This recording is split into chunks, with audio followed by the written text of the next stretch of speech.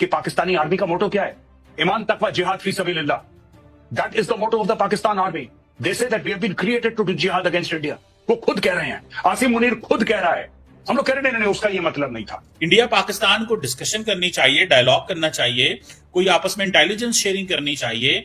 ये इस तरह की चीज करनी चाहिए कि बजाय इसके कि अगर सीधा आप इल्जाम लगा दें पाकिस्तान के ऊपर और हालात पाकिस्तान को कहें जी कि आप हमला कर दें, भारत को कहें, और वहां पे सारी की सारी पाकिस्तान को का नाम लेना जारी बात है इजी है। वैसे फ्रैंकली स्पीकिंग पाकिस्तान के अंदर भारत का नाम लेना इजी है तार साहब, अगर सही मानों में देखा जाए। कोई तो एक दिन ऐसा आएगा कि जब इतनी लाशें इकट्ठा हो जाएंगी हिंदुस्तानियों की कि हम जज्बाती होकर फैसला लेंगे। कुछ होगा ना, 1000, 2000, 10,000 मरेंगे जब यहाँ पे हिंदू, उस दिन हम जज्बाती होकर फैसला। कल ये 2 टके का बांग्लादेश आपको आंखें दिखा रहा है, 2 कौड़ी का बांग्लादेश, 2 रुपए की औकात। जम्मू कश्मीर के पहलगाम में हुए आतंकी हमले को लेकर अब सूत्रों के हवाले से सनसनीखेज दावा सामने आया है। सूत्रों की माने तो मृतकों की संख्या बहुत बड़ी है। मारने वाले हैं वो आईडी कार्ड देख के, हाँ। आईडी कार्ड देख के मुसलमान को जो है वो छोड़ रहे हैं, और दूसरे जो मज़ाहिब है जिनको उनको मारना है, जिनका वो सोच क्या है, उनको वो मार रहे हैं। ठीक है यार कमाल के वो लोग टेररिस्ट है यार, ये क्या तरीका कार है मारने का। इंसानियत में कौन सा ऐसा मजहब है जो इंसानियत का दर्स नहीं देता? इंसानियत का दर्स जो मजहब देता है वो तो इस तरह की हरकत करने की बात ही नहीं करता। कौन लोग हैं किसको जो फायदा हो सकता है? ठीक है। अब इंडिया में जो ये बात करते हैं कि जी पाकिस्तान में से ये वारदात हुई है, किसी ने इस तरह से प्लानिंग करके लाइन ऑफ कंट्रोल पे ठोकिए। पाकिस्तानी फौज की डेड बॉडीज जब तक नाविका नहीं गिरेंगी, आपके यहाँ लाशें देखिए, खून बहेगा। सरहद के उस तरफ गिरे, इस तरफ, ये आपका फैसला है, ये मेरा फैसला है। अगर हमारा ये फैसला है कि हमारे बंदे मरते रहे तो मरते रहेंगे। गृह मंत्री अमित शाह कश्मीर के लिए रवाना हो गए। इस घटना ने पूरे देश को हिलाकर रख दिया है। इंडियन कश्मीर के अंदर आज एक दहशतगर्दी का वाकया हुआ है, जहां पे तकरीबन 25 से 26 लोगों के बारे में कहा जा रहा है, अनआर्म्ड सिविलियंस जो कि बिल्कुल टूरिस्ट थे, जिनका किसी किस्म किसी चीज से कोई ताल्लुक नहीं था, उन पे अटैक किया गया है। सुनने में आया 4 से 5 गनमैन थे, उन्होंने इनडिस्क्रिमिनेट फायरिंग की है। सर चाहिए इनके, खाली कर देंगे पूरी की पूरी लाइन ऑफ कंट्रोल। क्या बात करती है, हमारे बंदे मार के। इंडियन आर्मी ऐसी नहीं है मैडम, आप एक बार आदेश दीजिए, ये तांडव करेंगे मौत का लाइन ऑफ कंट्रोल पे। पाकिस्तानी फौज को पता नहीं लगेगा मिसाइल कहां से गई कहां से आई। लेकिन चीमा साहब, ये कश्मीर के अंदर होना उस रीजन को मजीद डिस्टेबलाइज करने वाली बात है। जो भी इसके पीछे, अभी तक किसी ने इसकी रिस्पॉन्सिबिलिटी एक्सेप्ट नहीं की, लेकिन जो भी इसके पीछे है उसका 2 कंट्रीज के साथ बिल्कुल जो है वो डायरेक्ट डैमेज करेगा पाकिस्तान को और भारत को। हालात पहले ही सेंसिटिव हैं, दोनों कंट्रीज का रिलेशनशिप पहले ही सेंसिटिव है, जिसको अगर देखा जाए, और वो मजीद सेंसिटिव। में 2 चीजें हुई हैं। एक तो सबसे पहले इंडिया जो है ना वो थोड़ा सा झूठ बोलता है। अच्छा।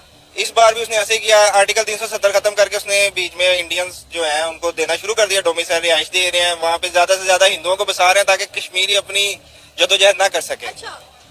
इसी वजह से अब देखे ना, ये अभी 25-26 बंदे तो मर गए इंडिया के, और सारे के सारे हिंदू थे। अच्छा। और ये कश्मीरियों का रिएक्शन हो सकता है, लेकिन है नहीं, क्योंकि ये इंडियंस नहीं किया। इसकी वजह से ये और बंदों को लेके आएंगे। अच्छा।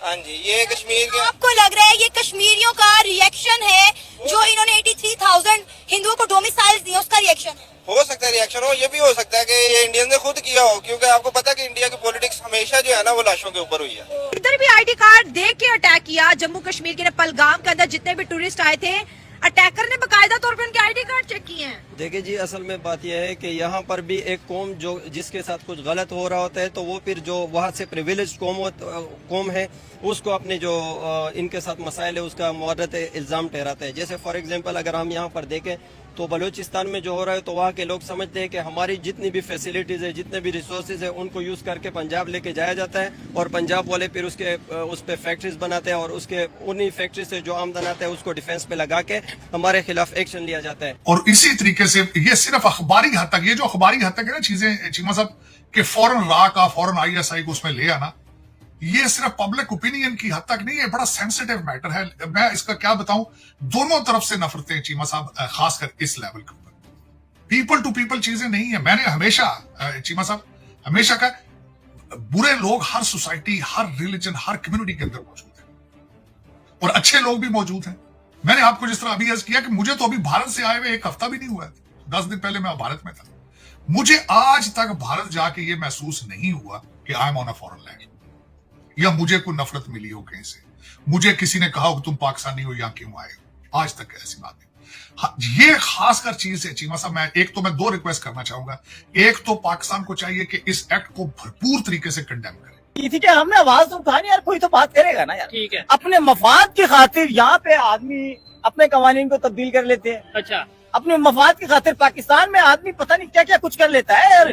आदमी का यहाँ पे एक नंबर तरीके से रहना जो है वो बहुत मुश्किल है यार। अच्छा। आप लंदन की तरफ देखते हैं, हमारे लोग जाते हैं कमाने के लिए, यूरोप। काम करने के लिए, यूरोप की तरफ जाते हैं, वो देखते हैं वहाँ पे क्या है। वो सहूलियत हमारे इंडिया में या पाकिस्तान के अंदर क्यों नहीं है? अच्छा, वो सहूलियात इसलिए नहीं है कि हमें उन सहूलियात से महरूम रख सकते हैं वो लोग जो उन ममालिक से मफाद अपना हासिल कर रहे ठीक हैं। है। और वो मफाद हासिल इसीलिए कर रहे हैं कि आपको महरूम रखा हुआ है। नहीं, यूरोप में तो कई जंगें हुई आपस में, मतलब उनकी बड़ी जंगे हुई वर्ल्ड वार। और उन सबको ये समझ आ गया कि यार लड़ाई का तो कोई हल ही नहीं है। कश्मीर के अंदर हालात कुछ बेहतर थे। 3.5 मिलियन टूरिस्ट जो है वो 2024 में कश्मीर गए, जो कि उनकी एक इकॉनमी का बहुत बड़ा सोर्स है।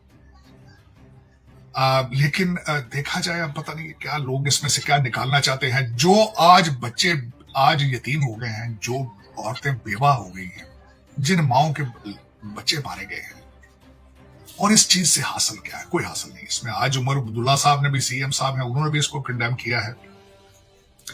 मीर वाइस उमर फारूक है, उन्होंने भी इस चीज को कंडेम किया है। मैं बड़ी सख्त तरीके से इसको कंडेम करता हूं और मैं रिक्वेस्ट करना चाहूंगा देखने वालों को कि प्लीज इसको लोगों के लिए दुआ की जाए ताकि जो उनके लवाकिन है उनको सब्र हो और जो जख्मी है वो जल्द से जल्द सेहत। आप लोग अगर ये समझते हैं कि आप लोग लड़ाई करके जीत सकते हैं तो लड़ाई से सिर्फ नुकसान होता है।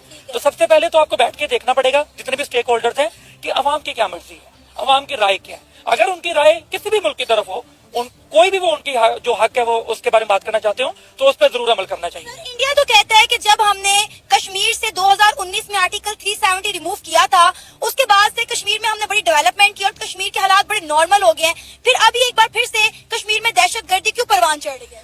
अच्छा, इसमें ना सबसे पहले तो आपको ये समझने की जरूरत है कि आर्टिकल जो 370 रिवोक किया गया था वो बेसिकली कश्मीर का स्पेशल स्टेटस खत्म करता है।